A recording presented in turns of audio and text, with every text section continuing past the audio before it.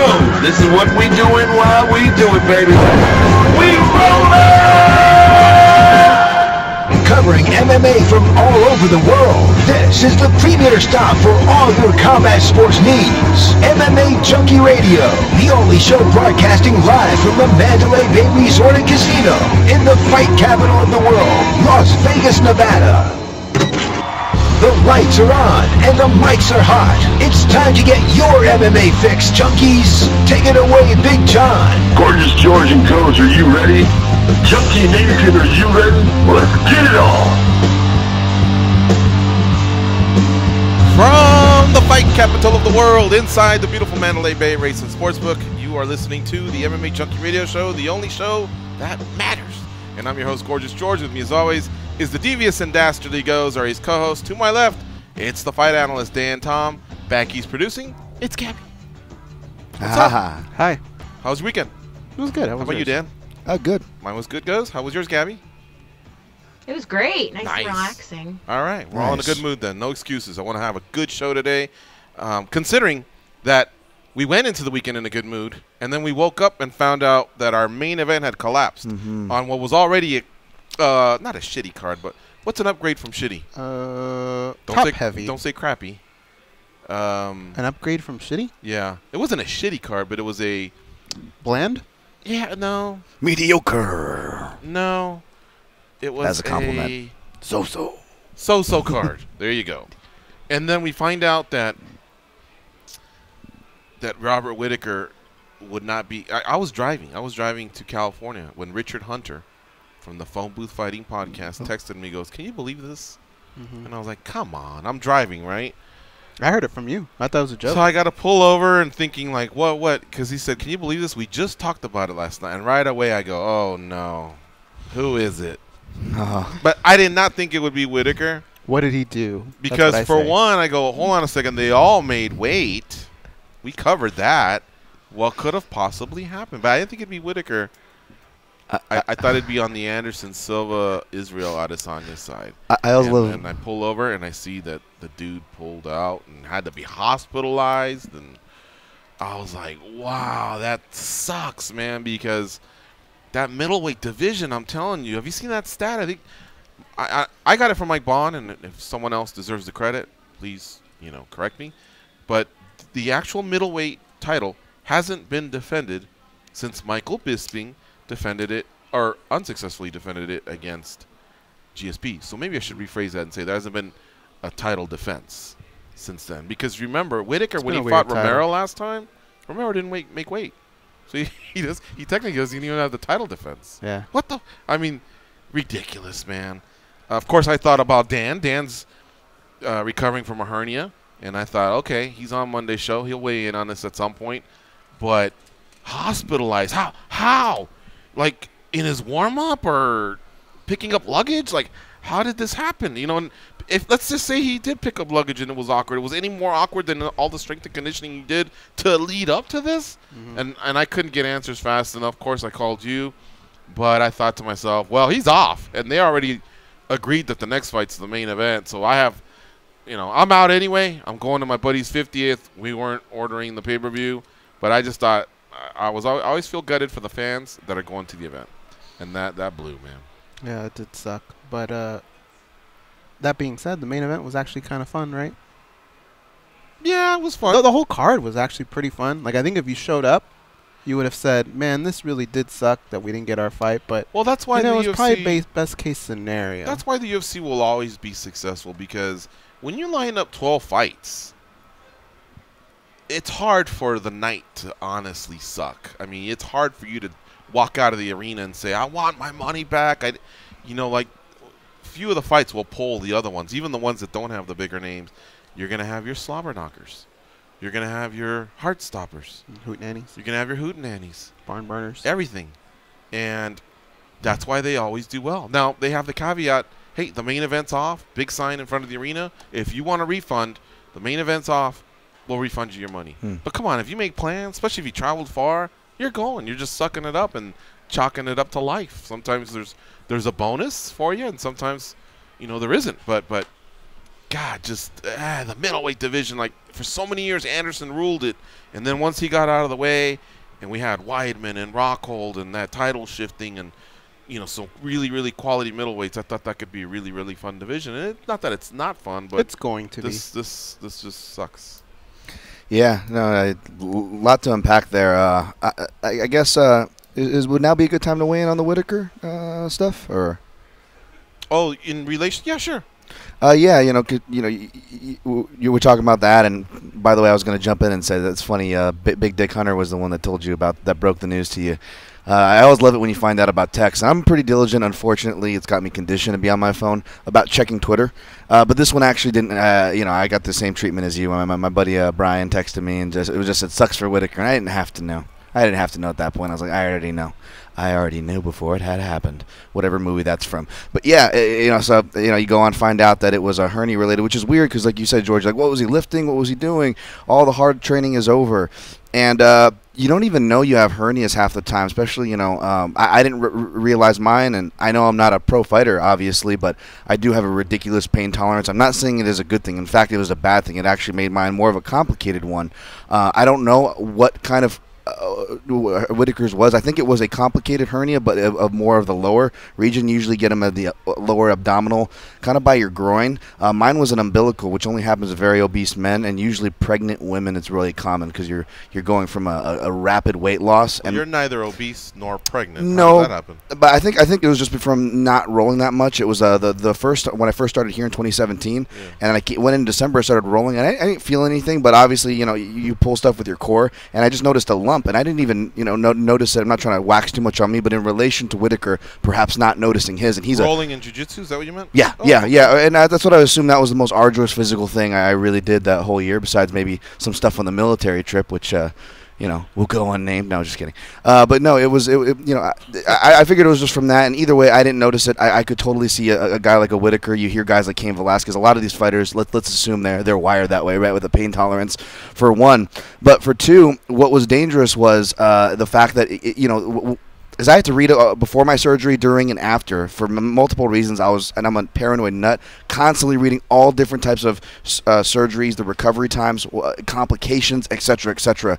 And essentially, the worst case scenario of any kind of hernia you can get is when the bowels that are not just protruding through the abdominal wall, which is a complication of its own, but when they get tangled. And when they get tangled, they could break, you go septic, you could die. Right, and which is what Dana White said. Exactly. And that's what it sounded like. So my guess, and again, this is just pure speculation, but even a weight cut going as well as Whitaker claimed and his team claimed, best weight cut ever. He's a guy that moved up in weight. He's not cutting a lot of weight, but let's just face it, he's supposed to cut some water and rehydrate to make the weight. And if you already have a bowel obstruction, and so your body's sucking in, right? You're losing all that water, then you're regaining it.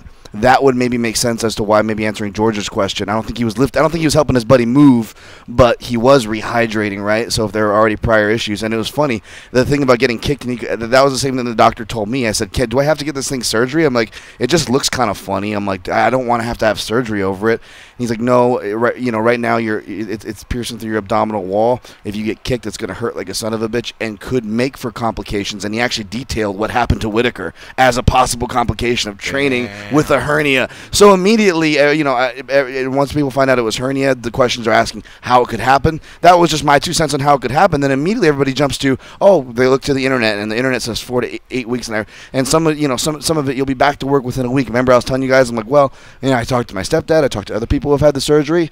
I thought it was I'd be back within a week. Your father had it, and it was more of an orthoscopic one, and that's another thing. Not just the type of hernia, which I just covered, how complicated it was for Whitaker, but now how does a surgery play out? For example, my surgery was much more serious. Unfortunately, they couldn't go orthoscopic.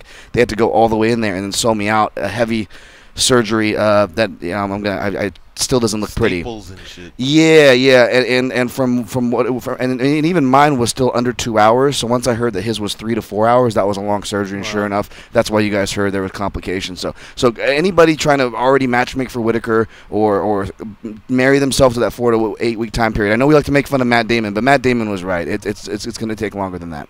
Well, I'm not pitching interim or none of that stuff. I just want the guy to get back healthy, Yes. and it sucks that happened to him. But remember, there had been some press conferences, and all I caught was the tail end of Dana White saying, "Well, that moron that was saying the card's top heavy, that moron was not a moron. The card was top heavy.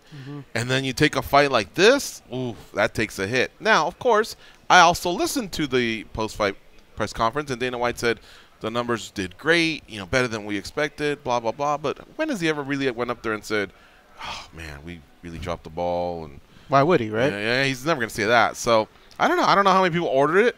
Junkie Nation, if you did, we'd love to hear from you. 877-FIGHT93. Now, in a few minutes, we will be talking to Israel Adesanya, so you might as well get in the line. Once we're done with him, we'll have about 90 minutes to cover all of UFC 234 and Bellator Newcastle, which also took place. But there's so much to talk about, and so with Whitaker being hurt, Israel Adesanya and Anderson Silva became the main event. And like Goz said, the main event was fun to watch. It was fun to watch. I'll give it up.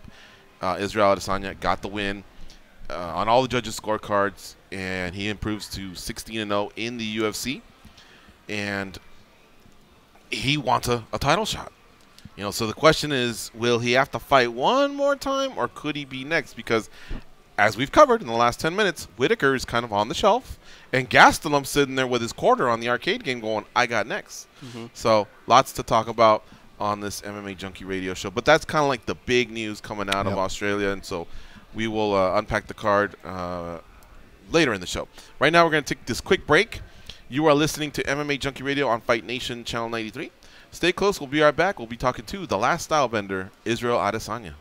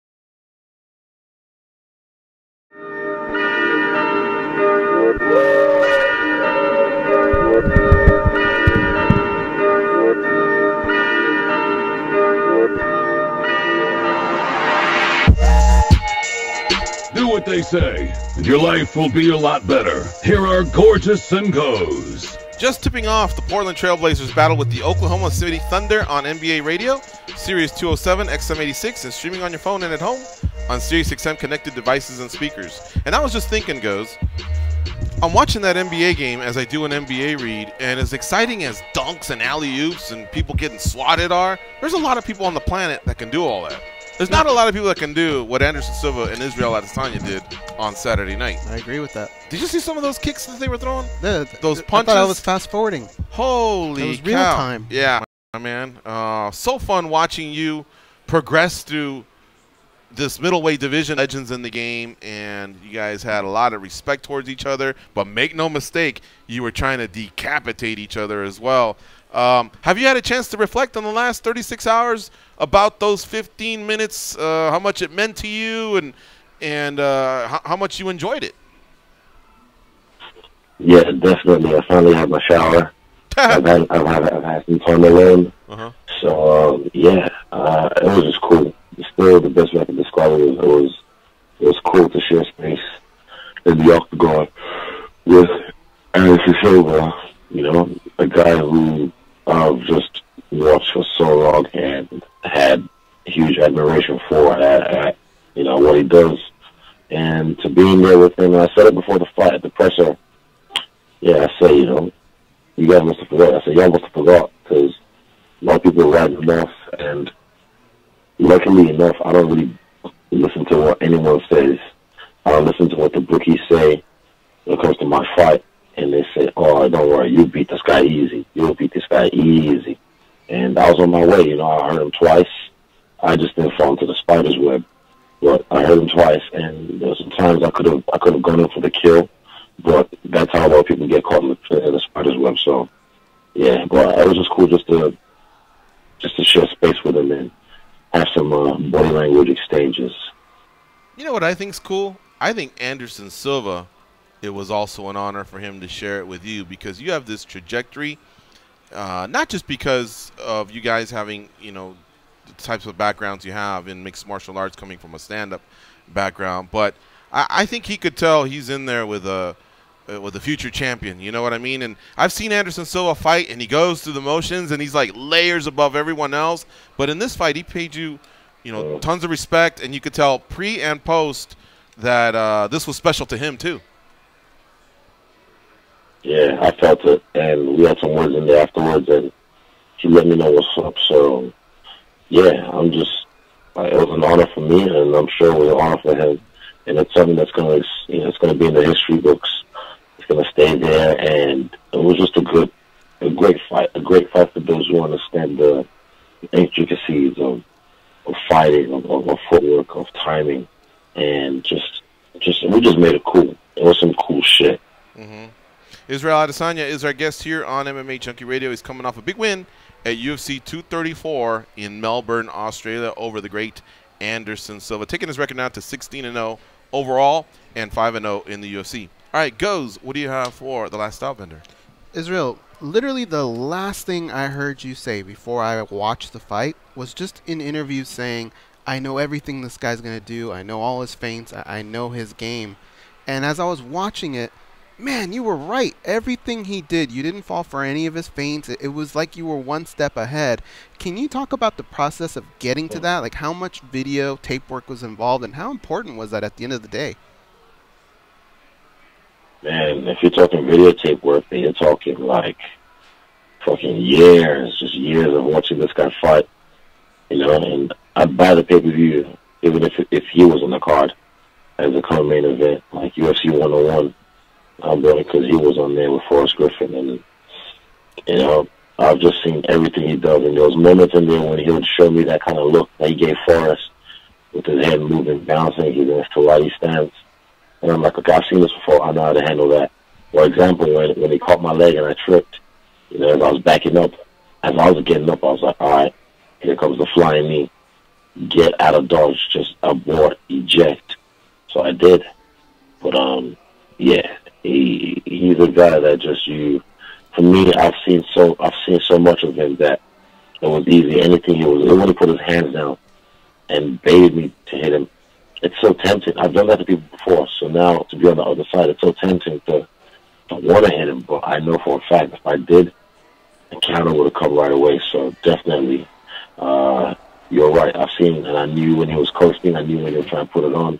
I haven't had him running. I had him chasing me, and yeah, I wish now there's some other shots I would have selected, but that's in hindsight, and I still enjoy just playing the game with him. How long did it take you to get the timing down? I could tell on his end he was getting really frustrated with that. There were times where I think he wanted you to focus on something else, and you would kick him in the legs, and it would almost reset him. It's like he didn't know what to do.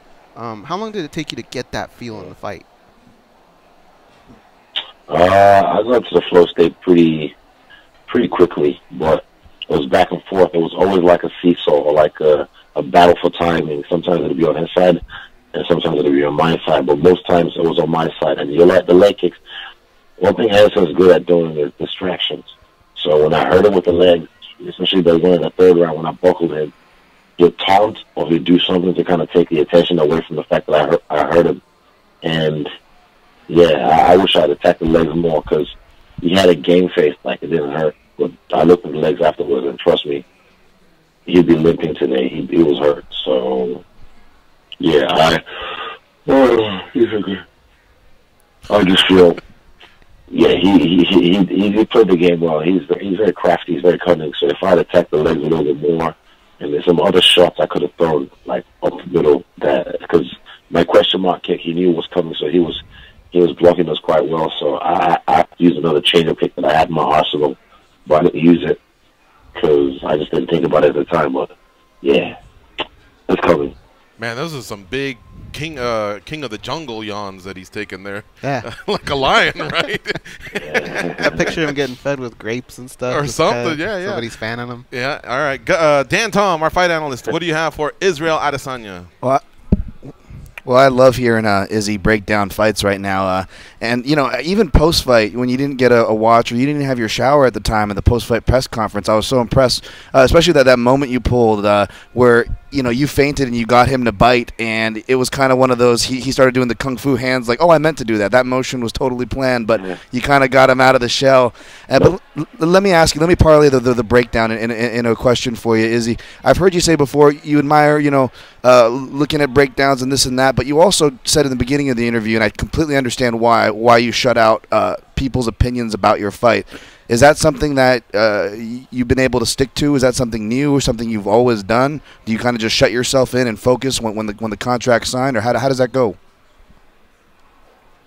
Yeah, definitely. When my coach knew, like sometimes when he bit on my feints, I made him bite on my feints, then he'd like do the little, oh shit, I'm being attacked by some of these kung fu hands. Mm-hmm. He wasn't meant to do that. Definitely, it was just a ploy to try, and a lot of people fall for that kind of stuff. But yeah, and also before the fight, like all his tactics never worked. So his last hurrah was to, the tears, the emotional tearjerker.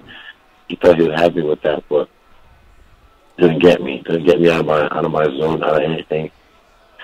And yeah, like, excuse me, burp. Fuck. What was the question again? Remind me.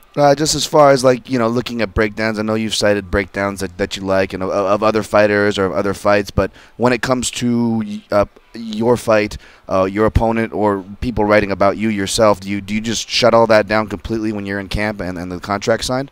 Yeah, of course. Yeah, definitely. Throughout the whole camp, people literally people were like, "Oh, just take it easy on him, please. He's my favorite." I'm like, what? Like, fuck no. If I had the chance, if he was down, there's one point I heard him and I was going to follow up, but I knew there was a counter coming. I felt it coming, so I just didn't jump in. And people don't see that. They just think, oh, I took it easy on him. But no. I have a sense where I can feel there's a strike coming. So, and yeah, I just didn't jump on him. But if there was a chance, I would have jumped on him and I would have elbowed him in the face on the ground. And I'm sure he would have done the same. But yeah, I didn't listen to anyone. I didn't listen to them when they said, oh, you're going to run through him, you're going to just finish him first round KO, this and that. I just focus on my work. I just focus on what I'm doing. So, yeah, I'm not, to me, you're never as good as they say you are. You're never as bad as they say you are. all that matters is how you see yourself. You know, all that matters for me, this whole camp, was just me and my team. And we go in there and City Kickboxing, we did a 3-peat. Izzy, you mentioned that shower a couple times. I'm definitely not going to have you break down the shower, but as far as psychologically, was there any kind of moments of clarity, any kind of epiphanies, if you will, that you can take away? Maybe it wasn't even from the fight. Maybe it was something about your journey itself. Definitely, yeah. The shower for me is the moment after the fight where you're alone with your thoughts and you're just, you know, it's like a sensory deprivation time. Not really, but you're away from everyone because no one else is with you in there, and you just get to sit down and think. And for me, epiphanies, I'm actually doing this shit exactly the way I planned, you know. And there's some variables along the way, like this whole title fiasco and other things that's happened after each fight. There's always some kind of variable, but I've always been able to adapt and overcome. But yeah, like for me, this time in the shower after beating Silva, it felt like I won the belt. For me, like, but I just sitting there and just really going through everything. Like, man, it was a year ago, literally, a year and a day ago, maybe, that I fought in the UFC, and 5 fights later, I'm on the top of the game. Last one for me is he's kind of a selfish one, to be honest, but something you did cite in the post-fight as far as a standoff. It's been gift, and you said it reminded you of a classic anime that you just so happened to be watching. What was that anime, A, and B, is that a good anime to start with if someone like, let's just say myself, who is really admittedly behind on that kind of stuff, would like to venture into that? I mean, with Naruto, Naruto is okay, let's put it this way. Naruto took me 4 years to watch 720 episodes, and that's a lot of investment. And there was a lot of breaks in between as well. But I think you just have to kind of get through the beginning. The beginning is a little bit slow for most people's liking, even for me. But I still watched it because I just knew, okay, I'm going to enjoy this. And it started to get good, like maybe 20 episodes in, like bits and pieces. But yeah, Naruto was just it's not just an anime, it's an investment. And I haven't watched all the fillers. I watched all the fillers because for me, I learned a lot. I learned a lot about just life, the gems. There's so many gems in them. But for anyone, Avatar is the one for me. Like if I'm going to recommend to anyone to watch Avatar, and people go, oh, but it's not an anime, it wasn't made in Japan. Shut your mouth. It's an anime, it's a cartoon, whatever. But Avatar, the Last Airbender, that's a good one to start off for anyone. And if they don't like it, then yeah, sorry. There's a lot of gems in that one as well. A lot of action, a lot of good animation, a lot of fighting. And yeah, I like what I like. You know, I just express myself with what I like. And just everything the way it played out was so cool because at the wings when I hit the Rock Lee pose, I'm sure he doesn't watch anime, but he hit the God pose just standing with arms crossed. So I got black print FX and cut craft to animate it to show what it looked like. And man, it was cool just to see him standing there. And it was just cool. It was like everything was just simultaneously just falling into place. Yeah. It was beautiful. Yeah, I got to admit, I did see a lot of that. Yeah. I saw it at the end of the first round and everything. All right, Israel, just a couple quick questions here. We appreciate your time as always. You brought up something that I swear to God, in 12 years of covering this sport, I didn't even think about it. Those pay-per-view points. When you brought it up, I was like, he's got a point. That money's just chilling. You know, like it didn't go to Whitaker. Gastelum, we heard, in air quotes, will be taken care of. I don't know if that means show and win or what. But, yeah, what happens there? So once you said it, and now that 36 hours or so have passed, maybe 48, have you heard anything? Has anyone brought it to your attention? Hey, don't say that again, or we got you, or we may have to think about this. Have you heard anything? No, we haven't even talked to Dana yet or Nick or anyone. Like, literally, we're letting the dust settle.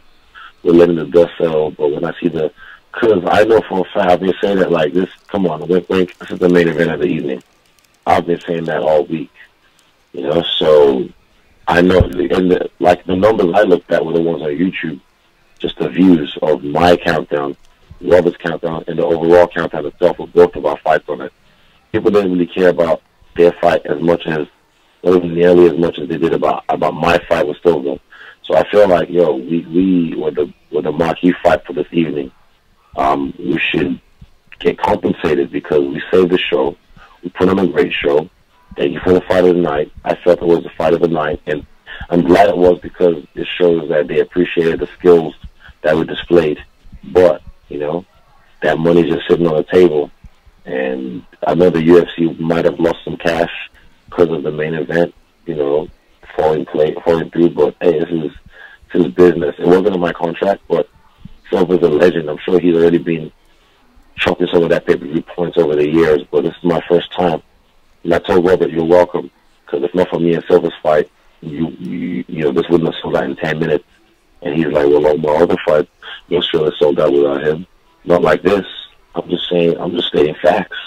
So, yeah, that money's just sitting on the table, and it's going to end up in the UFC's pocket if I don't speak. So, yeah, closed mouths don't get fed, and I'm trying to eat. I like it. And here's the thing. At the press conference, when Dana was asked about it, he said it did well. He was talking about the pay-per-views, and obviously it sold out. He said no one asked for their money back. So his own words could come back to haunt him if Izzy were to say, yo, Prez, what's up? And the other guy puts up that defense. Like Israel just said, it's not in his contract, but still, things have happened outside of contracts before. So I hope you're accumulating all that data, Israel, and so you can go. Of course. When you can go into that war room and go, yo, partner, this is the way it is. You know what I mean? Yeah. Oh, yeah. Man, this is my first rodeo. So yeah, I've loved my relationship with Dana, and especially with McMahon. McMahon is a GC, and we've always had a good working relationship. And, fair enough, they have every right to keep that money to themselves. Fair enough. But, no one asked for their money back because they wanted to see me fight. Even if the quote-unquote main event dropped out, no one asked for refunds because they wanted to see which historic fight. So I did my bit. I showed up to work. I clocked in early and I clocked out late. Let me eat some more. I just want to get what's mine. What I felt was rightfully, and not just me, I'm saying, it's not just me, it's me and Anderson together. It's just, he was a good dance partner, so, yeah, definitely we'll sit down with them and discuss, look, okay, what are the buy rates? All right, what can we do? Let's discuss. And if ends up like, they don't want to do it, then fair enough, but I feel we've had a good working relationship so far, so we'll come to a nice agreement. I believe so. Yeah, all right. Yeah, you make great points. Hey, here's a question for you. When you do fight Robert, who's going to be the A-side? Will this be a time when the challenger's the A-side against the champion? Usually the champion's the A-side. And honestly, when Dominic Cruz kept on hurting himself and surgery upon surgery upon surgery, and the UFC stripped him, this is another one of those because I'm not sure how many times now, but this isn't the first time this has happened or second time with Robert. This is ongoing. He's hurt. He's out for this much longer. And he's hurt again and has a fight and he's out for this long. So look, you can't hold up the whole division. So my idea is strip him, take the belt off him, and me and Calvin fight for the real belt. Then when he's hurt, when he's healed up, when he's all 100%, he can come see me and challenge for the belt. But I mean, look, if I was in his position, I could understand he's going to be the number one, no matter what happens with the Costa Yomero fight, no matter what happens with Jacare or Rocco or whoever, Robert Whittaker will be the number one contender. So he can come see me when he's healthy. And hey, if you're that confident you can beat me, you're that confident you'll get it back. It shouldn't be a problem. When would you and Kelvin make sense if you guys had to fight for, whether it be for a title or for however the UFC wants to do it? When do you want to fight? Do you want time off? I want to. You did fight five times in 365 days. Yeah, that's nothing. I'm sure they'll try to throw the interim thing in there, but I'm just sick of everyone just. It's like the interim thing is just like a little Band-Aid. Like they just throw it on anything. I'm like, no, fuck some interim belt. The guy's been constantly not making it to work. So, just strip him. and he'll be the number one contender. Then eventually, he can come see me. So Kelvin, me and him can do. I don't know. I'm fresh. Let me just tell you that. Already, because Anderson got me real good in the second round. It was that jab to the eye. That was like it was lightning quick. And before I realized it, there was another one coming, and it hit me. I was like, "Fuck!" But I'm healing quick. I'm Deadpool, man. So I got that healing factor. And you'll probably see me and Calvin pretty soon. But hey, with all this shit happening, we'll see. Money talks. And like I said, I've been doing good for the company. I've been playing my bit. I haven't kicked up a fuss too much. I've been demanded crazy. I've just kind of asked for a fair shake. So we'll see. And probably sooner than later. All right, my man. Listen, it's been over a year since we spoke to you, so I just want to sneak in 2 more, if you don't mind. First of all, do you mind? Oh, there you go. All right, we got the green light. I wanted to see what you would do there, George. If he said it, yeah, I do mind. I would have said that's too bad. But he's on the other side of the world, so I'd have plenty of time to figure something out by the time he flies over. I'm in bed. I'm just chilling. All right, Izzy, how good do you think you'll be at 43? Anderson looked pretty good, man.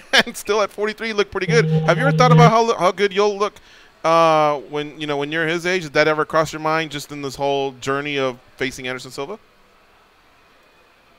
Hey, Anderson, he looks after himself. I'm sure he moisturizes. I have a really good skincare routine. But also genetics. Hey, my dad is 60 years old. He just turned 60 last December. He doesn't look a day over 43 or 44. So I think I'll be fine. I'll be fine when I'm 43 or whatever. But if you're talking about fighting, fighting.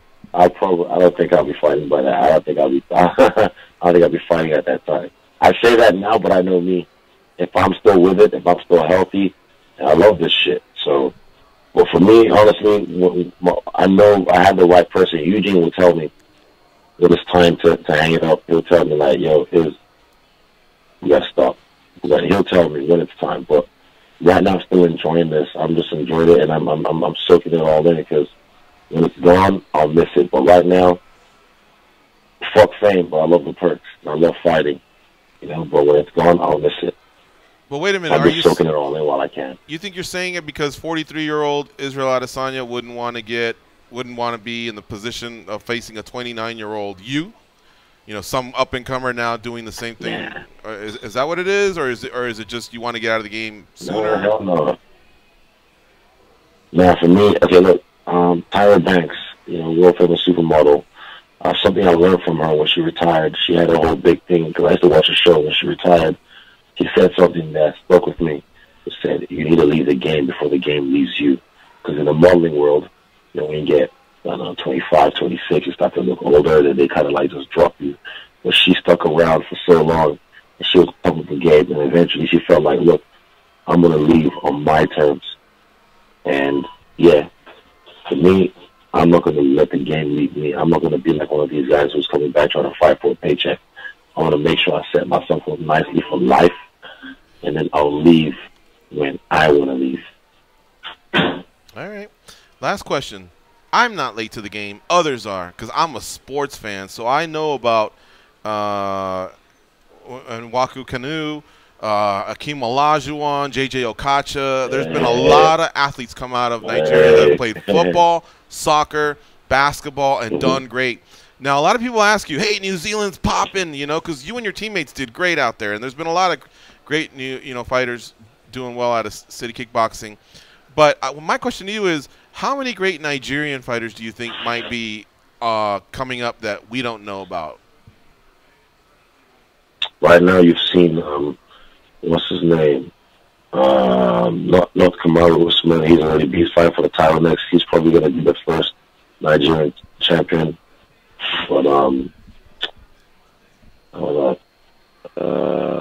Super Sadiq, my guy, Super Sadiq, Yusuf, my guy, he's a featherweight in the UFC. He made his debut in Adelaide, and literally, I was cage side. I'll tell you one thing: when he was landing those shots, even through the guard, as the guy was trying to block body punches, and he was landing you could feel the thud.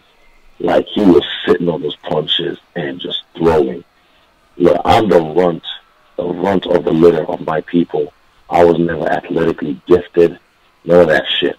I had to work. When people tell me, "Oh, you're so gifted, you're this and that," that's all just from dancing. But athleticism, I never had that as a kid. So when I go back to Nigeria, and I'm trying to go back ASAP because I feel home calling me. I can feel Wakanda calling me. When I go back to Nigeria, and I'll show you guys. There's some kids out there, man, that are just specimens. There's physical specimens with it, and some of them don't even have the best, access to food, to like healthy living, but they just genetic freaks. And I had to work. To get to the point that I am now. So yeah, when they come through and they start to dominate, that's probably when I'll retire. I'll be like, all right then, I'm not about to fight one of these kids from Nigeria in the street of because I mean, you look at it always happens in MMA, and then fighting itself, there'll be like a whole wave of people. At one point, it was the Brazilians, all the kids from the favelas who were just hungry to make something of themselves, and they were just fucking everyone up, But next is going to be kids from Nigeria, from different walks of life in Nigeria, who are just destroying in MMA. And when that happens, I'll drop the mic and I'll fuck off. All right, man. We'll end on that. All right. Thank you, Israel Adesanya. You are the man. You look great on Saturday. It's been an incredible ride these last 366 days. 5 fights, man. Incredible. 4 bonuses. This dude's just taking names, and we look forward to more from you. Follow him on Twitter, folks, @StyleBender. Israel, thank you so much for the time. We really appreciate it here on MMA Junkie Radio. Easy as. I appreciate you guys. Thank you so much.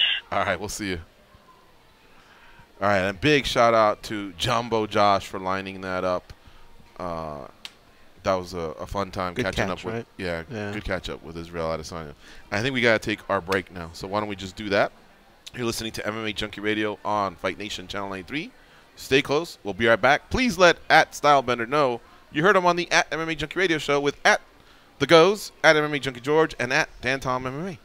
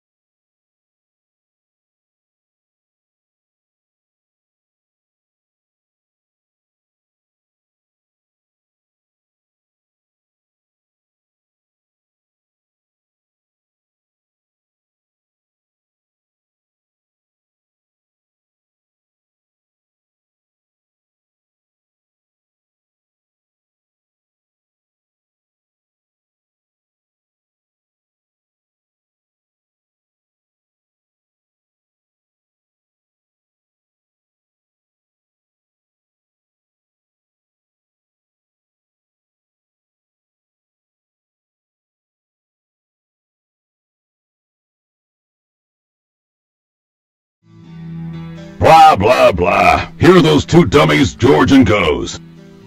All right, we're back, and I think we're going to reshuffle the deck a little bit. Still want to react to Israel Adesanya, but first, let's talk about the daily debate for today. So, without further ado, hit it, Josh. The brothers Garcia seemingly can't agree on anything. Everybody knows it's duck season. Rabbit season. Duck season. Rabbit season. Whether it's food, Less filling. tastes great, Less filling. tastes great, gambling, Always bet on black. I like red, Black. red, Black. red, Black, dummy. or even social media. Instagram. Snapchat, Instagram. Snapchat. The same applies to the biggest stories in MMA. Time for MMA Junkie Radio's Daily Debate. All right, gentlemen, here we go. With Nick Diaz saying he's out, for today's MMA Junkie hashtag daily debate, we're asking you a simple question. Who would you like to see Anderson Silva fight in May in Brazil? Remember, after his fight, he says, I want to fight in Curitiba, where I'm from, and the UFC's going to Curitiba in May, so that card is set. Here are your choices. Conor McGregor, George St. Pierre, you've heard of Jimmy Crute, or other. Goes. It's between GSP and other for me. I don't see how you can get GSP to go that way. So I'm going to go with Chris Weidman. That's your other? I mean, he beat him twice, but you can kind of poke a little bit, I guess, at those wins. And not that Chris Weidman's at the end of his career, but he's been at the top. I just feel like we would all just be intrigued the night of. It might be something where when we hear it, we go, I don't know. But I feel like the night of, when they're in front of each other, we'll go, ooh, okay, let's see this. So I could see that one. That's going to be my pick. How could you poke at the Weidman wins, though? Explain. I want you, because people this could come back to haunt you. So explain it exactly what you mean. What I mean is, in the first fight, you could say, well, if Anderson wasn't punking, he wasn't fooling about. And then the second one, the leg kick, the leg snap, it's not something that happens every day. It's happened, but it doesn't happen every day. And that's not my opinion. I believe, hey, that's just part of the game. But I think a lot of people want to see a little bit of a conclusion to all that. Okay. How about you, Dan? He makes a great case. I'm dismissive of the Conor McGregor option. I think that's a senseless money grab, even in an era where, you could accuse certain matchmakers. Like, why did we make that match? I think that would just cause too much of an uproar. We don't need to see that. George St. Pierre, it's up there for me, kind of like with Goes, but, I feel like Anderson has come back enough to where, let's be honest, St. Pierre, all-time best resume, all-time one of the greatest fighters, if not the greatest, but at this point of his career, he's picking and choosing his spots. And I think he looks at Anderson Silva not completely done, and even if they come to the table with something, I still don't know if he takes that matchup, guys. Jimmy Crute, I appreciate the character detailed on that option, but no, we definitely don't need Anderson Silva being sacrificed or putting any young names over. I think we kind of in fun fight territory, which was a great argument for Weidman, but I will go other. I will go in a different way. Not a lot of options. Most of the guys like Hendo or Rashad Evans, if he was still around, that would have been a perfect matchup. Remember he was calling for Anderson Silva that he would threaten to go back down to 185. I would have loved to seen that. Guys like Hendo are retired. We can't do those rematches. But I don't know how tight they are, but I would want to do a Shogun Hua at 205. I feel like certain Brazil-on-Brazil matchups are okay. This will be a kind of legendary one where they're at in their career. Or maybe even like and if he's going to stay at 185, then a guy like Hector Lombard, if he's still with the UFC. He's had better days as of late, but he's still another former champion. You don't have a lot of those guys, regardless of former champions outside of the organization or not. So that'll be my option, other. All right.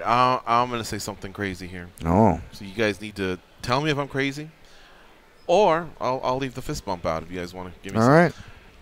Nate Diaz. Yeah, is my other. And I'll tell you why. Oh. That can't happen. Whoa. Are you crazy? Okay, well, listen.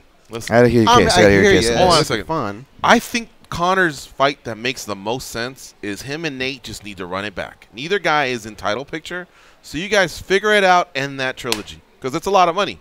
Okay. All right, and they're 1-1. But if it's true that Conor is going towards Cerrone, once again, that leaves a Diaz brother out. It's fun when the Diaz brothers are fighting, and since Nick wants to party and the other one's left out in the cold, why not that guy fight and avenge his brother's loss? So even though it's like technically, I get it, hardcore, I know it's a no contest, but still, on the streets, we know. You see what I'm saying? So he would avenge the loss to his brother's loss. Nick could be in the corner. And 185, though? Yeah. 185. I'm going to fist bump him now, and I'll tell you why.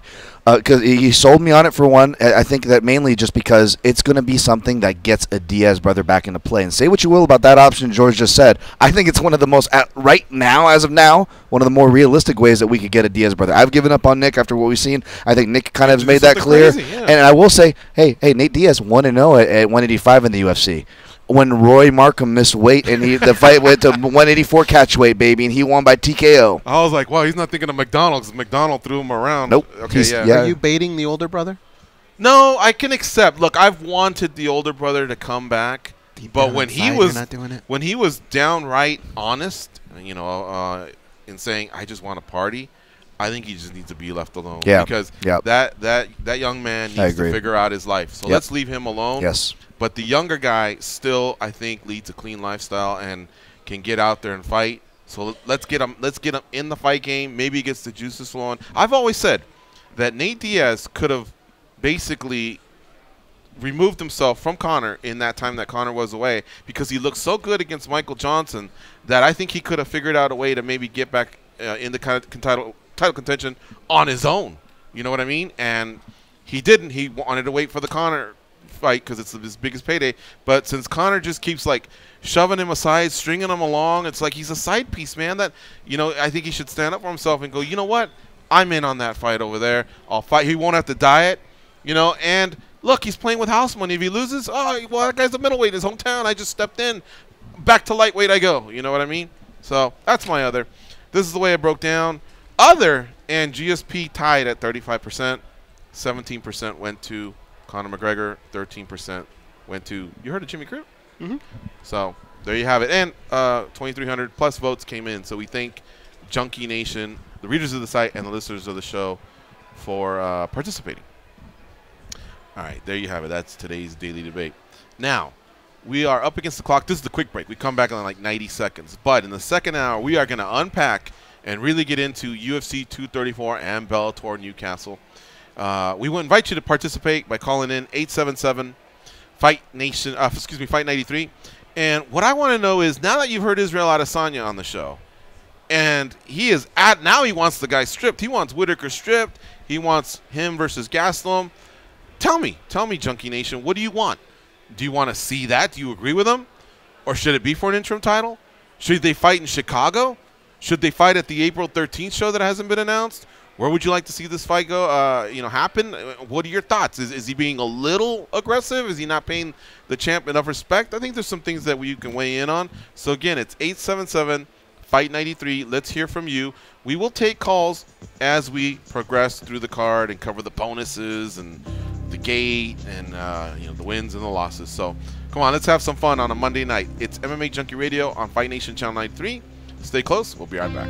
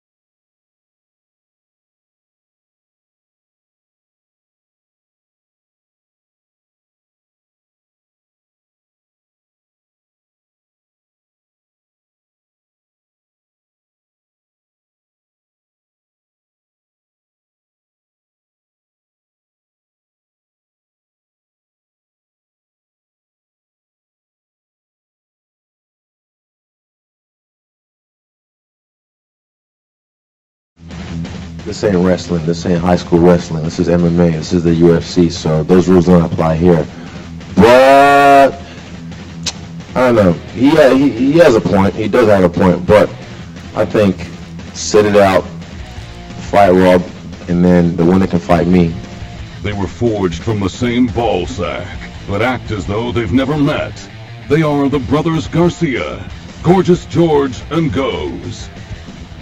So that was a cut from the press conference in which he was asked about wrestling. But I'll tell you what, people forget he faced Derek Brunson. They didn't have to necessarily, they didn't spend time wrestling per se, but he avoided the takedown. Yeah. We have to trust that he practices these skills and, you know, gets better and better at it every day. But as far as, like, you can never say he hasn't faced a wrestler, because he has. Derek Brunson wrestled NC2A and is a legitimate wrestler. He just, you know, that didn't really come into play, we'll say. So we have to be fair here. Like, there was a run where Conor had where people were like, oh, but he hasn't, his wrestling hasn't been tested. He hasn't faced a wrestler. And that was pretty much true. He really hadn't faced anyone until he got to Chad Mendes. And you saw what happened. Then Chad Mendes, of course, ran out of gas, and Conor lit him up, and that was that. So, just keeping it real there. All right. So, like I mentioned earlier, we're going to jump through this, you know, this fight card, and we want to take your calls along the way. But we already have a couple people that are already, somebody's at the batter's box, somebody's on deck. 3 people on hold. All right, yeah, and then if you want to follow them, get in the queue right now, man.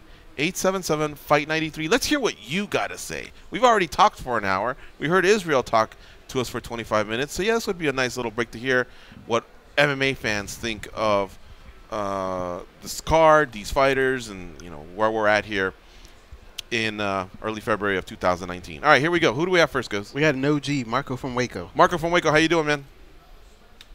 Marco from Waco, ¿qué pasa, vatos? Not much. So, Bobby Knuckles must have to piss off an Australian voodoo shaman because the first Romero fight, blown knee. UFC 221, staph infection and the shingles. The second Romero fight, broken hand, and now on this one, a ruptured bowel and a freaking intestinal hernia. Dude, the dude is so freaking jinx, man. Somebody's doing some bad juju on that guy. Yeah. Yeah, it's been rough, definitely, for that kid. And it's not like... he's a younger dude, too. That's what I was going to say. He's a young cat. Like, I don't know why. Hopefully he gets all this out of his way. Well, I'll tell you this, though. If you've been in the octagon with Yoel Romero for 10 rounds, I could see a cracked shin or a cracked elbow or something. I get that, but yeah, there's just been other things that have happened, you know, along the way that sucked, and 2 of them had to do with him fighting at home. Do you guys think that people are being, on the contrary though, do you guys think that people are maybe being a bit too harsh on those things? You know, he can't help that as far as like Romero not making weight for a title defense. And if you look at it, they were separated by 1 year on the dot, February in Australia, where he had to pull out. But before that, he almost had kind of 2 reasons. And granted, he had an injury, which at that time the UFC wasn't upset. It almost was the perfect time for the UFC. Like, yes, we can do Bisping versus GSP. And Whitaker, who had a fight already booked with Bisping, dating all the way back to UFC 194 or 193, already having his rights there. And then when GSP won and him not defending it there, I'm just trying to put it all in perspective. I think that hey, there are times where he was denied opportunities to fight for a title too. I'm not trying to hijack your call or point, Marco. I did want to interject that though, and maybe see if people were being too harsh on that. I want to play devil's advocate with this title contender. So for the record, I love the fight with Anderson Silva and Izzy Adesanya. I think the guy had the makings of a superstar. But I'm going to play devil's advocate.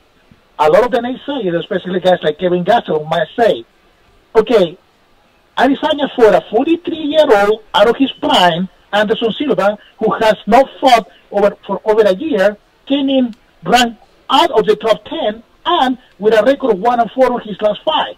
Why should he ahead of me when I beat the former champion Michael Bisping, the number 3 guy Jacare, and he hasn't yet faced the elite grapplers like Romero, Wyman, or Jacare? Why should he jump the queue? Why is he freaking putting himself as another one contender? He's not even ranked 6. I mean, the best guy he fought is Brunson. Well, you make a ton of sense, but allow me to play devil's advocate back to you. We are in a fucked up era where if you're just the hot ticket at the right time, you get to fight for a belt. So I don't blame Israel Adesanya for going out there and going, hey, I'm kind of the man. Give me the belt. And yeah, he's playing the same play with Conor McGregor, and I respect that. I just putting the argument for Kevin Gastelum and all the other guys to throw at him. Because otherwise, it's going to steal the spotlight, and he probably is going to get the fights he wants. Peace out, guys. All right, see you, brother. Thanks for the call. All right, here's what we're going to do next. Sure. It's never been done before. I may get in a lot of trouble for this. Okay. I listen to At the Fights. Great show. Yeah, yeah. One Man Army, he calls from Baltimore. Just about every show.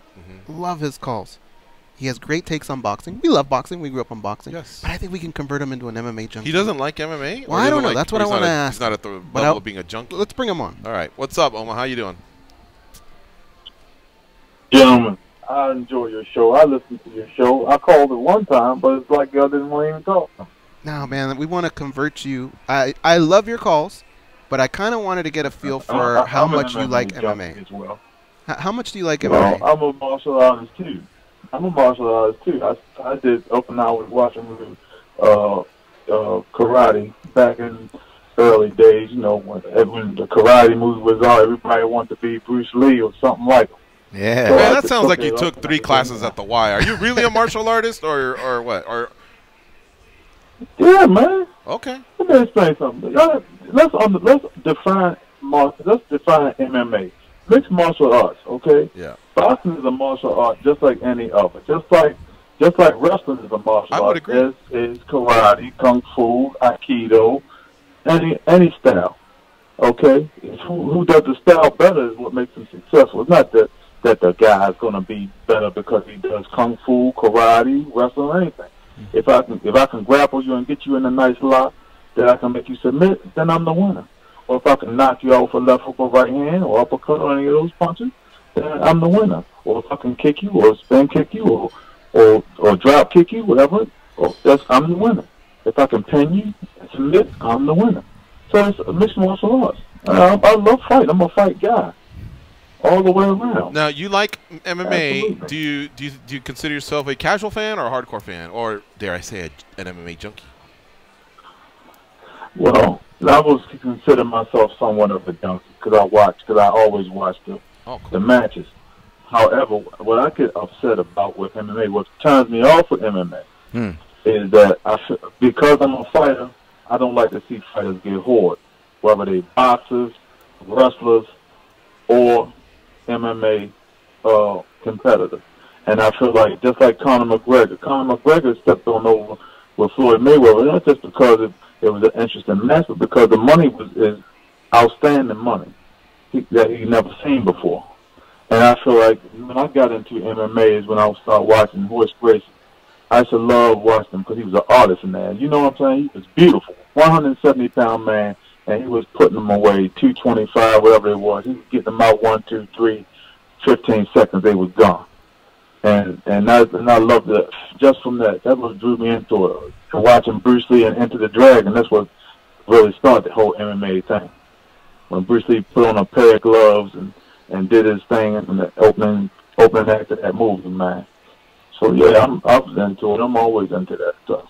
Yeah. Goes, I think you can say you're this is a success. I think I got him to sign like a letter of intent. He said right? he feels like an MMA junkie, and he watches a lot of fights, and he can definitely speak on it. All right. Yeah. We got ourselves a new caller. Yeah.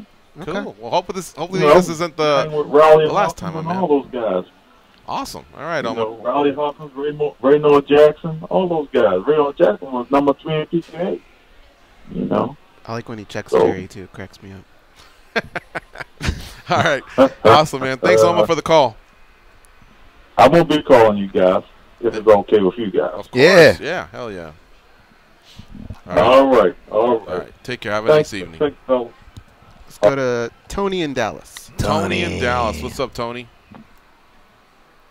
Guys, I'm just giving you a call with some really good thoughts on the middleweight division. You know, we got to think about surrounding the division. Obviously, Israel has earned his shot, but it's going to be up to Whitaker to make the final decision. I think he can influence what happens next. But, you know, honestly, Tyrone Woodley and Luke Rockhold are people that should not take your eye off of because they may re-enter the middleweight division. And this is going to be the best knockouts in this division right here. In That's pretty short and sweet. There's some hard hitters in there. These guys, it's going to be the best movement and best knockouts that we're going to see right there. Okay. All right. Solid, Tony. Appreciate you. Look, you're right. There's some people that can throw hands. Kelvin Gastelum can throw hands. Israel Adesanya is proven to be a KO artist. Ronaldo Souza, same thing. You know, this guy was a decorated jiu-jitsu guy who also developed a formidable all-around game. Actually, he can wrestle. He can, strike. Costa. Luke Rockhold, it seems like he's headed towards 205, at least for his first fight. But these guys change their minds all the time. Darren Till said the same thing, remember? Who? Darren Till. Darren Till? Oh, Darren Till. Okay, yeah. From Liverpool. Already know. And he's fighting Jorge Masvidal. You know what I mean? So we don't have to bring up Whitaker and Romero. We know what they can get down. So, yeah, that could be an accurate prediction for sure. For 2019, maybe this is the division that will have a ton of KOs. But a lot of these fighters, as I was going through them, they just don't fight frequently enough. Whitaker's been getting hurt a lot lately.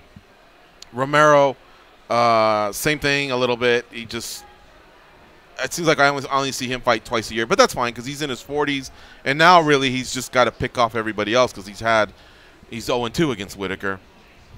Rockhold, injured and probably headed to 205.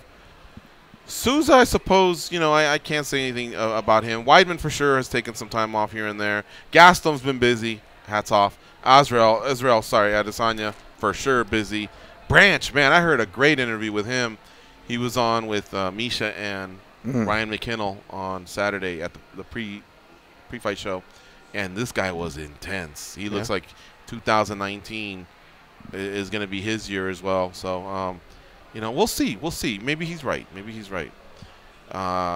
Costa for sure. I can't wait for him to come back. He is the man. Awesome. Yeah, he's the man. Cannonier had an amazing debut. And does Uriah Hall still have some gas in the tank? I think so. He can definitely be a KO artist. But yeah, you know what? I'm getting fired up just talking about 185 when I go through those names. I left out ACJ, Shoeface. He's legit. You know what I mean? And of course, a couple of the other ones that are great middleweights. They just happen to be over at Bellator, and that's like Lyoto Machida and Gegard Mousasi. All right. Any more right now?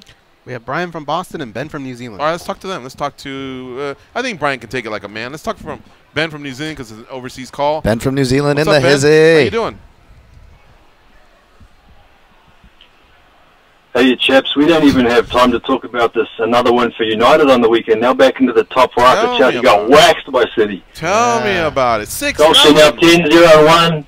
Yeah. No, I'm glad you Unbelievable. We don't have time, right? No, of course we have time, man. For United, always. We'll make it a quick one, but yeah, bring up what you want to say, because I'll tell you what, when I got to wake up at 4:30, it's just me and my JRT watching these games. Hell yeah, I think I've paid the price, and we can take up a little bit of 1 minute at least to glow about United. They got written off. I think Phil Jones just did a recent interview where he was saying we were the laughing stock. You know what? He wasn't far off. But now we are set up. We're in the number 4 spot. We're back in champions. People are talking about us. Maybe we'll threaten on some some of the other trophies that are out there, and we'll see. I mean, Liverpool and Man City are way out there for sure, but still, there's still FA Cup, there's still Champions League. Tomorrow at noon Pacific, Manchester United plays PSG. Can't wait. That's right, and then Chelsea in the FA Cup, and then Liverpool in the league. So Ole Gunnar Solskjaer has 11 games unbeaten. That record with PSG and those other 2 games, their records are going to come right under fire. But of course, what we really want to talk about from the weekend is Izzy. The first Izzy fight I ever saw was his second ever MMA fight. It was June 2013. I was actually there to support his opponent. It was John Bucky, who actually trained out of the same academy as me at the time.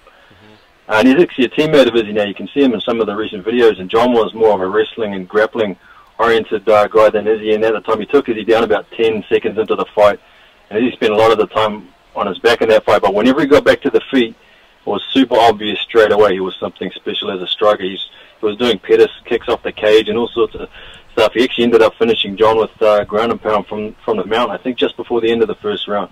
So I've watched a ton of him in MMA and kickboxing ever since, and the 2 questions that have always hung over him, and still may even now, the first one is how is he going to go against the most powerful wrestlers in the division. And the other one was how he would go against the craftiest strikers in the division. And he fought maybe the craftiest of all time on the weekend. And one thing I want to ask is this, particularly toward Dan, I don't know how many times you've watched it yet. We know that Chael was able to drop Anderson. We know that Bisping was able to drop Anderson. And if we were going to analyze those two fighters and Izzy, we would say Izzy's striking is far more sophisticated than those two. So was the reason that they were able to drop him anything to do with the takedown threat, or was it something else? Yeah, that's definitely something that can be argued in both ways. You know, whether you're looking at Izzy or whether you're looking at Izzy's effectiveness toward Anderson in that fight particular. I would like to think that the takedown threats make for kind of that surprise factor. And, you know, what they say, the shots you don't see coming are the ones that hurt you the most. If you know you're in a striking battle, especially if you're a veteran like Anderson Silva, he kept his eyes open the whole time. He knows he's not having to change his radar and reconfigure his muscles and defenses as another fight. I think that's a really good point there. I don't think it's the sole reason. I mean, for example, I did pick for the fight to go to decision. I think I'm one of the few people that might not have been surprised. I was one of the few saying he's not going to run through him because there are way too many factors that we still can't even measure. You know, kind of like what you're talking about, Dan. Ben, we still can't even measure them coming out of the weekend. Where how much of it was respect for Anderson or this or that. I mean, fighters can say certain things, but we really don't know. So I think that's a great point, but I don't know how much of it. Yeah, I listened to your breakdown. You sounded terrible, man. You sound way better now, but in your Protect Your Neck, man, you sounded horrible, like you were just about died with. What do you get, drinking with Rob Van Dam or something? Was that what happened? Maybe it was. Maybe it was the beers with Rob Van Dam. No, I'm a mess toward the end of the weekend in general. I always sound the worst. And you're right, man. I sound the worst on those shows. I think it's toward the end of the week, and my body's just like ready to tap the mat. Thanks for listening, though. I appreciate that. No, it's good to hear you sounding. It's good to hear you sounding better now, mate. Well, I'll get off because I know Brian's right there on the line, but always good to talk to you guys. I'll catch you again soon, eh? Great talk to you, Ben. Okay, we'll see you. Next up, Brian from Boston. Hey. What's up, Brian? Hey, boys. Georgie, you sort of touched on how deep the middleweight division is now, right? It's a real exciting division. I can make any division sound good. Yeah, that's true. That's why you're a pro. So I got one thought on Whitaker and then one on Israel, right? Okay. I think we need to cut the kid a break because he went 10 rounds with Yoel Romero. Although Yoel is the soldier of God, when you fight that guy, you're going to take a walk through hell. He is just vicious. Those two fights kind of remind me of old school boxing of Gaddy versus Ward and just how draining those two fights were. So let the guy heal up and then he can have his pick of opponents. As far as Izzy goes, right, love the striking. For me, I'll watch a striking match all day versus the grappling.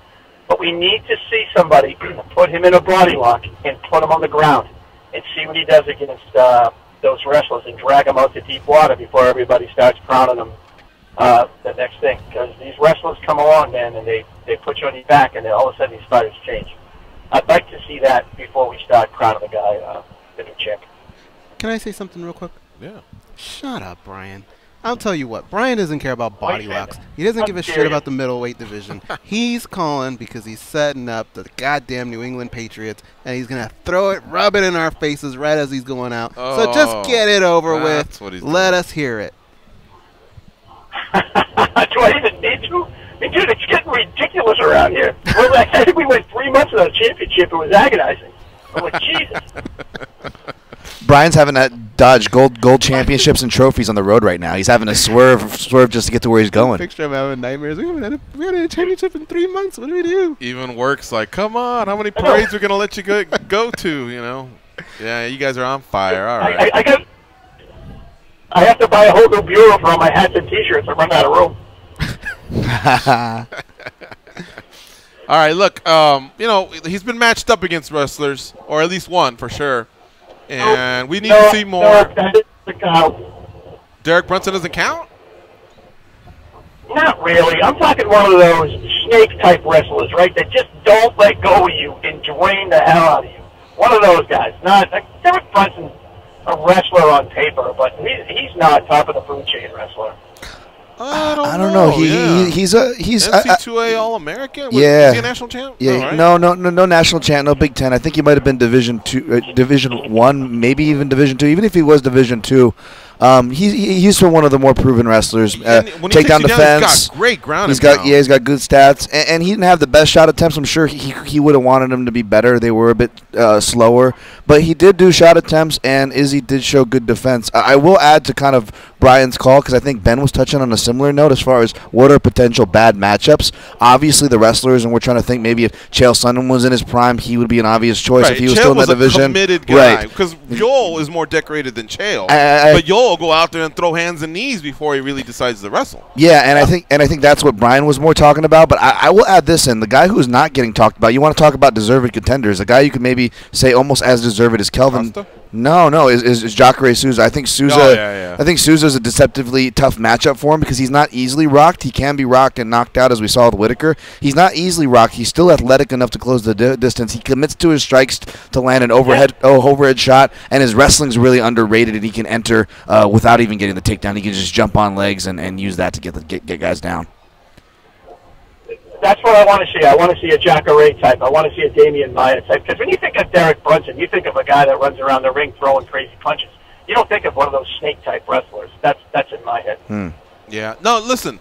Israel is a smart guy. He knows everything you're saying is true. But it's his job to get to the money fights ASAP. So he's got to say whatever he's got to say. You know what I mean? But he knows it, and I'm sure he trains it for sure. But yeah, that's just the way it is. You know, that's just the way the sport is right now. Good stuff, Brian. Always good to hear from you. Pleasure, guys. Hey, easy, Brian. Josh's got something for you. Hey, Brian. I just wanted to, before we let you go, you're talking about the Patriots. I just wanted to send you off properly, if that was all right by you. Yeah, go ahead. Wait, sorry, Brian. What were you saying? Oh no. Nothing. And he's gone. My sports teams still suck. All right, we have one more call. Let's do that. Who do we have? Marco in Toronto. Marco in Toronto. What's up? Hey guys, I just heard the last call, and I just wanted to add on to that a bit. I've been listening to all these interviews with Israel, and it sounds like he's like, I understand you have to be confident, and he's really confident and everything, but I don't really know if he's been tested yet. Number one, by like the premier wrestlers in the division, like Yoel and some of those other guys, and I don't know. Like, you look at Whitaker, those two fights against Romero, like, that soul, that champion's heart really came out in those fights. I don't know, no one's seen that in Israel yet. You know, like, I don't know what you guys think, but that's a fair point. I think Whitaker's kind of on another level in terms of heart and like, he's been tested. Like, Whitaker's been through hell. Like, two fights, no one else wanted to fight Yoel. Like, Bisping kind of skirted the issue. I'm not saying he was scared to fight him, but Whitaker just took it on twice, 10 rounds with Yoel Romero. That guy's a monster. I don't know if Israel could get through that. Like, I don't know if I just don't know yet. He hasn't been tested, but he's talking like he's beat the whole division already. Well, it's fair to say that Whitaker's been tested. He's had to dig deeper for sure. He's had the tougher schedule for sure. But I think Israel realizes that he is just glowing, at the top or near the top of 185, and his focus is getting to the title shot because the guy he has to fight doesn't present, a wrestling pedigree or anything like that. He'll worry about all that when he has to worry about it. But for now, I think he just wants to get to a title shot, and he knows that if it goes to Whitaker or Gastelum, he's not really, he doesn't have to fear it. In fact, Gastelum's more of a wrestler than Whitaker. And Gastelum was saying as much. So we'll see. But I think what Israel is very high on is he's got a lot of confidence, and I think he feels like he has the ability to stop a takedown or get up from a takedown or never even let it get to a takedown because his striking is just on another level. He should feel that way. You know what I mean? And but you're right. All of these fighters have a kryptonite, and it gets figured out at some point or another. Save for Khabib Nurmagomedov, who's undefeated. He's barely lost any rounds. He's just, been a beast. But that said, I mean, you could find many people in our sport that would tell you I got Tony Ferguson going into that fight. So even then, some people feel like Tony Ferguson might have something for him. But we'll see, man. But you know, your points are fair.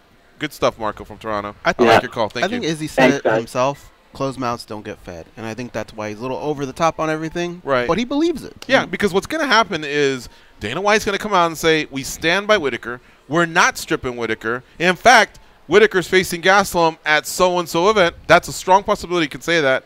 And Israel will either have to wait that out or go, all right, who do I got? And, you know, but it's his job to maybe avoid that and get to the title fight because he, you know, a lot of these, well, they're prize fighters, and a lot of them know that the prize is a lot bigger when you're the champ and you get those pay-per-view points. All right, now we got to take a break. And Junkie Nation, you guys came very strong with the calls. We really appreciate it. And we'll still take some more. 877-FIGHT-93. But when we come back, we really, really want to jump into some of these cuts from the press conference and also go over this this card, UFC 234, that took place out in Melbourne, Australia on Saturday. So keep it locked in. Don't touch that dial. It's MMA Junkie Radio on Fight Nation, Channel 93.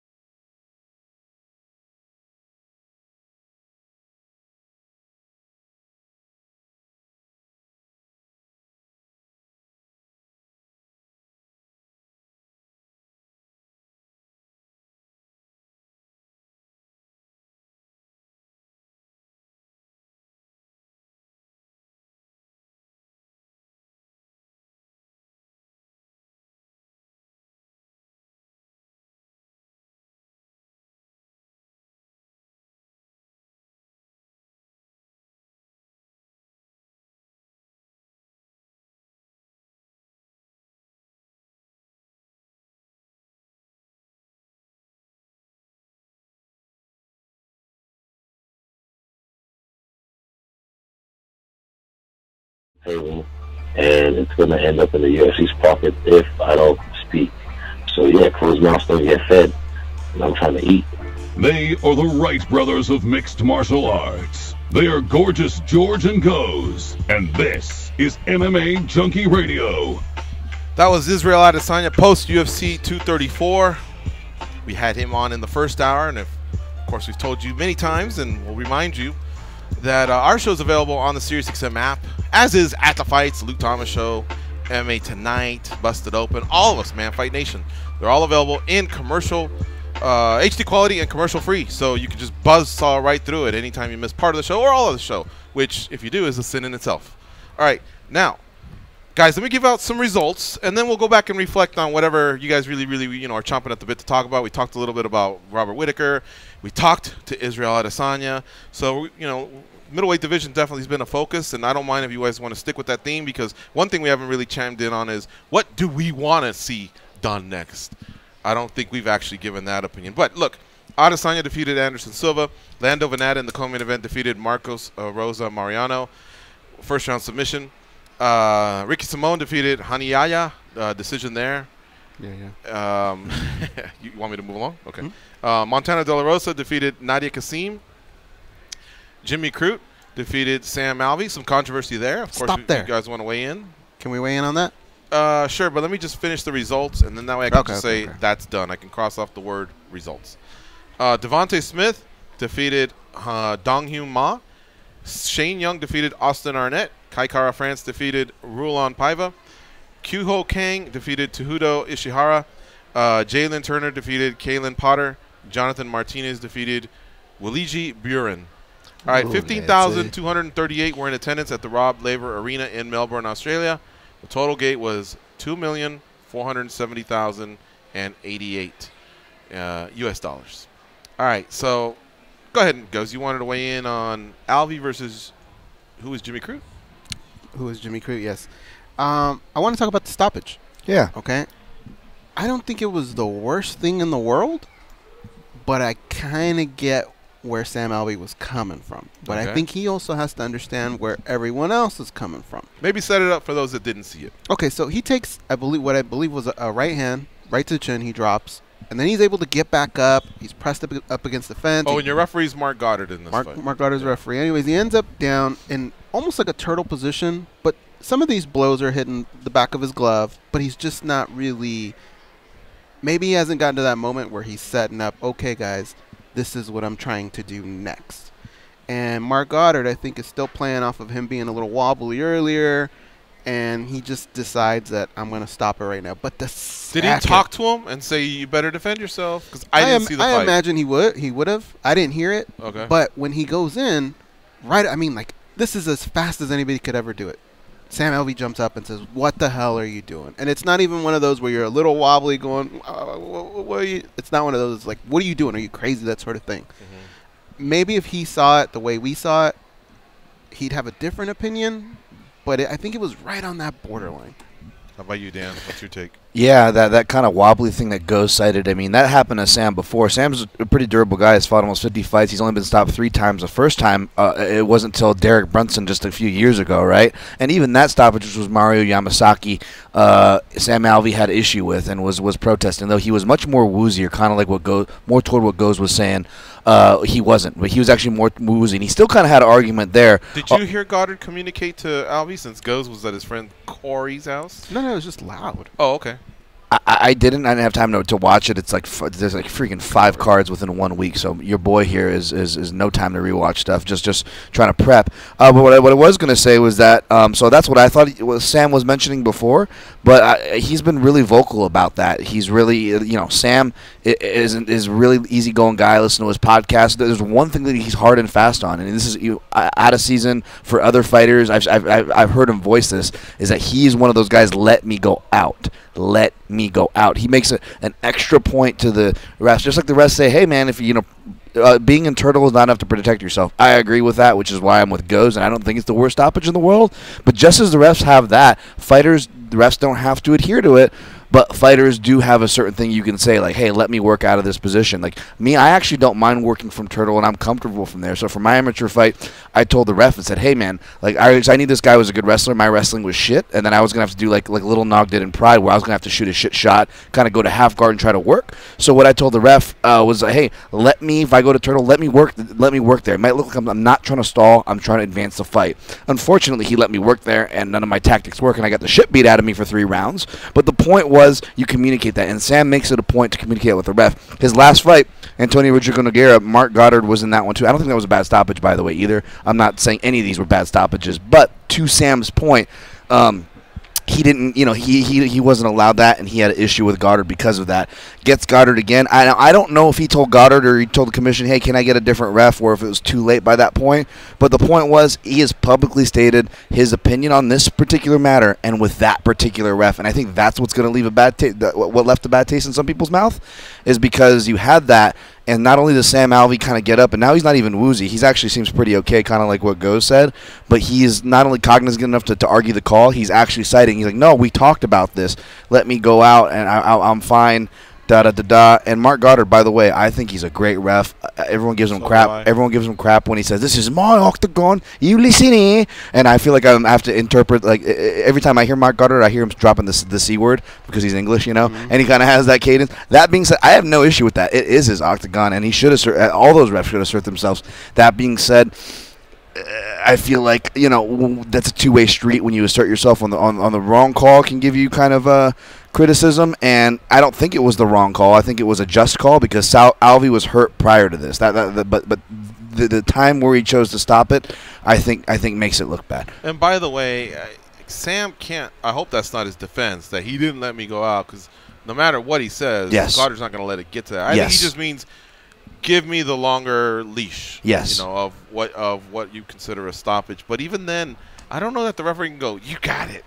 Because he's always thinking safety first. Yeah. So, but, again, I'm just the guy that didn't order it, so I'm just going on what you guys said. And just a quick counterpoint in Mark Goddard's defense, you could argue that, and I got to go back and watch it, to your point, George, but you could argue that he did maybe give Sam a leeway because of Sam's durability, that maybe because when he was hurt before that, like, it could have probably been stopped before that, a lot of people were saying.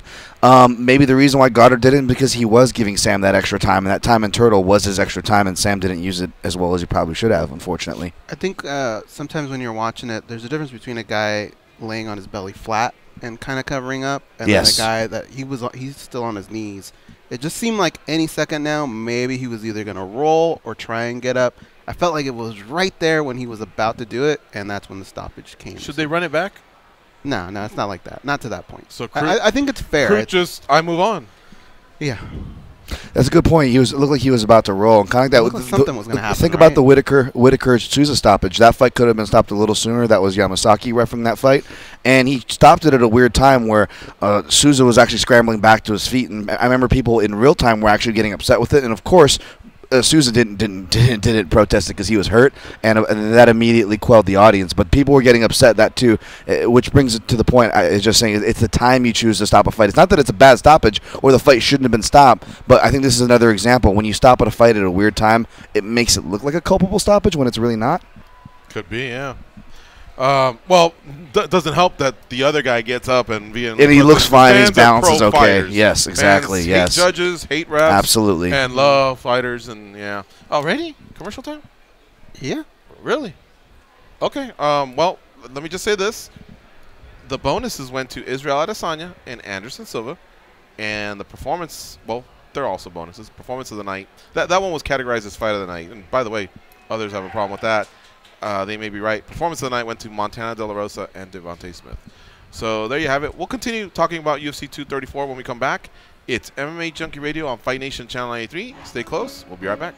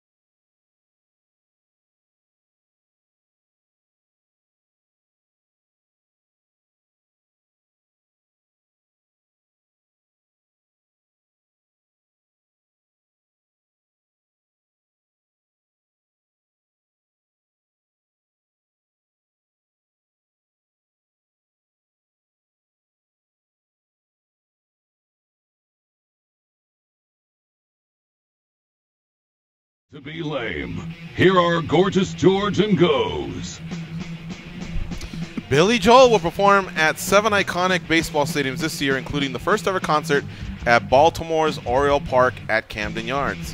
SiriusXM wants you to have a chance to be a big shot and take your group of friends to go see Billy from the front row at the concert of your choice, plus dinner at an Italian restaurant. What? And a limo to the show. For official rules and to enter, go to SiriusXM.com/BillyJoeBaseball. Do that before April 30th. No additional purchases necessary to enter or to win. All right. So the guys want to chime in a little bit. They are holding onto something here. Let's start with Dan. I mentioned the bonuses on the way out. Sir. You were happy this time with the way they were doled out. Partially. I actually saw a lot of chatter. I believe our own John Morgan we're talking kind of behind the scenes a bit about the fight of the night. You could have had an argument that the Kang Ishihara one-rounder was enough. I think a lot of people wouldn't have hated the Kai Kara France Paiva fight getting the award, because that was a fight that was close, and let's be honest, I think Paiva should have probably won it. I and many scored it for him. It wasn't a robbery by any means, but you really feel bad for a guy like Paiva, by the way. He's 18-1 coming off Dana White's Contender Series, wins that in another tough fight, right? In October, guys, he actually retired. Because his girlfriend guys followed him and started harassing his girl at a club. He did the mature thing, and they actually left. The guys followed him, and unfortunately, Paiva, he's only like a flyweight. He's on a bike. These guys follow him in a truck and hit him. He goes flying off the motorcycle, sustains injuries he can recover from, but the girls drug along with the truck. And ended up dying. Real super sad story, guys. Wow, depressing. The guy comes out of retirement, takes this fight over in Australia, fights this guy that's getting pumped up. We deservedly so. I'm a fan of Cara France. And it was just so heartbreaking to see a guy. Heartbreaking for any fighters, by the way. I just brought this example up, but this is why the fight of the night's good. You give it to those close fights where someone not got robbed, but the decision probably could have gone the other way. And all fighters are deserving of that. I feel that's a strong point on its own, but that Paiva guy's background broke my effing heart. On a positive, though, I will say, Devontae Smith and De La Rosa, I'm glad they got it. De La Rosa won. She highlighted the tough contracts and the problem with that. She's in a smaller sample size division, but she's like, I'm knocking off contenders right into the UFC and being fed to the lions, and I should at least be able to be paid like a ranked fighter. A strong point. I don't know that it always works that way, though. Do you deliver the numbers is what they want to know. In reference to the tough contract, though, what she was saying, I think that's sympathetic, because it brings light on the tough contract. Not her division, so to speak. I get what you're saying. That you're right. It doesn't always work like that.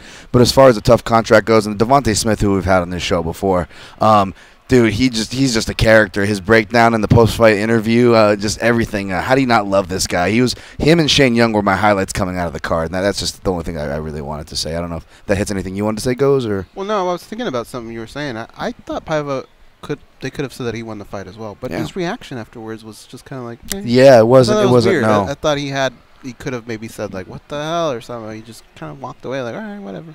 The point I was going to make was, did you guys enjoy the main event? Yeah. Yeah? Yeah. 3 rounds. Okay? 3 rounds. I feel like we all felt like the better fighter won. I don't know that we all felt like there should have been a round 4 and a round 5 to decide that. I think we could kind of tell where that fight was going to go. Yeah. The proper guy won.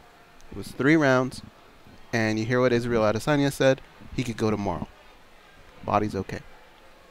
I'm just making that case again where I don't believe that every main event needs to be 5 rounds. Now, granted, this was thrown on them at the end. Interesting. But weren't we all happy with the fight? It was a good fight. They fought at a good pace. Guys didn't look too banged up coming out of that. I don't know, man. I just feel like if it's not for a title, I don't know if they need to go 5 rounds. It's just too much wear and tear.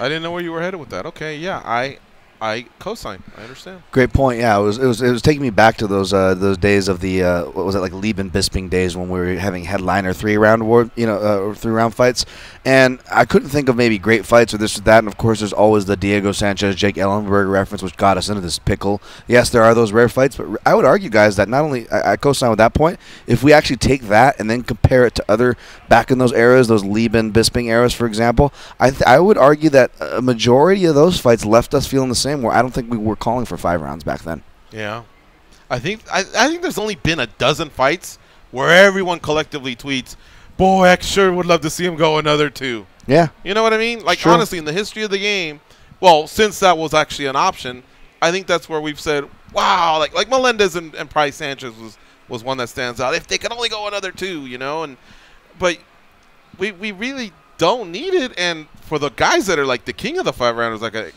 Frankie Edgar, they've actually fought like an additional probably 12, 13, 14 rounds at the same pay, and but more wear and tear. If it means they'll fight more per year, less damage, give me that instead. Yeah, really, really strong point. Now, one thing I wanted to say, and this is where I'm like Captain No Fun. Buzz Killington? A little bit. Fighters, they got a couple boos, Adesanya and Silva.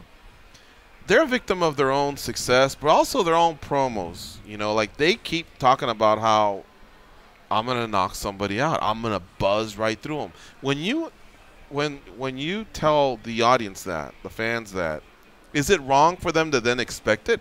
And when they don't get it, go not boo or just sit on their hands or just be neutral. You know what I mean? Mm-hmm. Because fighters kind of have an out. Fighters can go, I'm going to knock them out in the first. And if they do, what'd I tell you, Mystic Mac or whatever. But if they don't, they'll go, hey, well, you know, it was a tactical fight. It was tough. Sometimes you got to appreciate the scientific approach. You know, he's a professional as well. And well, yeah, but you also just finished telling us the last 6 weeks how it was going to end in the first, or that it was going to end, or that it was going to end in a certain style. And yet there were times where the attempt to do that wasn't even happening, much less the result. So, man, fans, you paid your money, go out there and boo. I have no problem with it. I know there's a lot of people that are out there like, don't boo them, don't boo them. Why not? That's what you feel at that particular moment. You know what? I'm okay with it. I don't hold that criticism toward either of those guys. I was just going to say, and I mean, but I could see that maybe being more applied toward Adesanya than a Silva, not just for this matchup, but in general. I don't think Silva's too much of a I'm going to knock you out guy. Better, but it should. That's like 90% casual fans. Those 15,000 that were there, I don't think 1,500 were hardcore fans, and 15,000. Dude, I've been to a lot of these, and there's numbskulls around me, but that's how they're reacting. They should be able to react. Now, what the fighters shouldn't do is react to their reaction. They have to understand it's numbskulls that are booing you. You know what I mean? But you should never be told how to cheer or how to do whatever, because I'll tell you what, when you knock someone out and fans run up and down, high-fiving, drinking, rounds of shots or whatever, they're having a blast. They're acting a fool based on what you did. But at the same time, if you're not doing anything of that, you know, some people are just kind of like shaking. They're like, well, what's happening here? There's an expectation, and the natural reaction is to boo. Now, they're not throwing cups in there. They're not insulting your family or anything like that. But I actually don't think booing's that bad. Like, I don't even think people should feel like booing's like some sort of an insult or anything like that. They're just saying, hey, the action's a little bit slow, and it happens in all the sports. I've seen it, man. Even like the Patriots, if they play a shitty game next year in Game 1, they might even take some boos. What's wrong with that? That's just the fans let them know today's not your best day. And I'll tell you what, some athletes, the ones that are seasoned and they know better and they have thick skin, they know it and they react off it as well. I don't know, man. I feel like I'm on both sides of it. Like, I think they can. They have every right to boo. That's fine.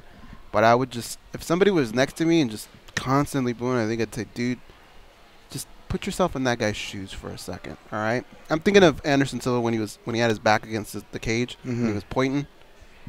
He wanted Israel to come towards him, right? That's what's going to make us happy, and what would make us cheer. But the smart play was, no, I'm winning the fight. You come to me. So I understand that tactic. Yeah. Well, it just so happens that this is the fight where it happened, but I've kind of been holding on to that one for a while. Yeah. I see what you mean, although I don't necessarily share it, and I can't really weigh in on this fight, though, guys, because to be honest, I was in I told you so mode. I was one of the few people where I was like, I wanted to boo the people that were calling me crazy for saying that this fight was going to be a slower fight and go to decision, because it did not surprise me one bit. If you read how I had this fight broken down, it really pretty much went as I thought. Yeah. What does that mean? Cuts. And props to both guys, by cuts, the way. yeah. Oh, so you made your point? You made your point? I'm right, good, cool, yeah, cool. yeah. All right, let's see if we can get to a couple of these that our producer Josh has gone through. Look, a lot of you know that Whitaker got hurt. Let's do just cut number 1. Dana explains what actually went wrong with Whitaker. Basically, what they told me was his, his colon and his intestines had popped out. And they don't think that he didn't do anything yesterday, so they don't think it was anything that he did yesterday. They think he's had it for a while, and it's been popping in and out. The scary part is that if he took a shot to the stomach while that was he could have died. I mean, he could rupture the colon, and you know, you become septic, and that's not good. Pretty crazy, huh? Yeah. Yeah. Wouldn't want that. It was that bad. All right, now he still wanted to fight. On the Kelvin did not fight that night. We're hearing he will be taken care of, and usually that means when you've already weighed in, you'll get paid your show money at least. In the past, we've even heard win money, but I think for sure on this show we can say he probably got taken care of on in terms of his show money. I hope he also got the win bonus because, like Israel Adesanya pointed out, hey, where are those pay-per-view points? I mean, there's some money that also didn't get paid out. I think a guy like Kelvin deserves it. Now, speaking of Kelvin, cut number 5, please. On this one, it explains why you saw Kelvin Gastelum with a belt on. He wasn't crown champion that night, but took a heel turn. Let's hear this one. That was Cejudo's belt that he borrowed. You know, yeah, it was cute. You know what? He was actually kind of like just laying down a narrative. You know what I mean? People are pissed. Yeah, and now he's saying, now I'm the champ, and Whitaker's got to come to me. So basically what he was doing was playing defense, defense, defense. Because he knew Adesanya or Silva was capable of stealing the spotlight and maybe, running interference and maybe getting the next shot at Whitaker when Whitaker comes back. So all I think he was doing was just kind of like doing a ruse. And like Dana White said, it was cute. I don't think it was anything for him to take too much crap on. He's just having fun. And can't the guy have a little bit of fun? I mean, he just went through a lot. Yeah. You know what I mean? So it wasn't that big of a deal. Yeah, I don't think it was as big of a deal as well. Look, we have a lot of these. We have a lot from the post-fight press conference, but we're going to have to tackle it tomorrow because we're all out of time. But Junkie Nation, you came really strong with the calls. We hope you can do that tomorrow as well. And going forward, we'll try to set up some blocks where we can do more of it because we love hearing your reaction. You all are the ones that matter. Okay, so thanks to Israel Adesanya for his time. And again, shout out to Jumbo Josh for lining that one up. Tomorrow we'll have a couple of guests as well. And we're going to spend some more time putting UFC 234 to bed because guess what, guys? We have some Bellator cards this weekend and the UFC there in Phoenix on Sunday. Cain Velasquez back in action after, I think, over two years that he's been out of action. He's got Francis Ngannou and there's some other quality fights. So we'll get all into that tomorrow at 8 p.m. Eastern, 5 p.m. Pacific with another edition of MMA Junkie Radio. For Josh and Dan and Goes, I'm George. Have a nice evening. We'll see you all tomorrow. Go out there and be a champion. Fight Nation.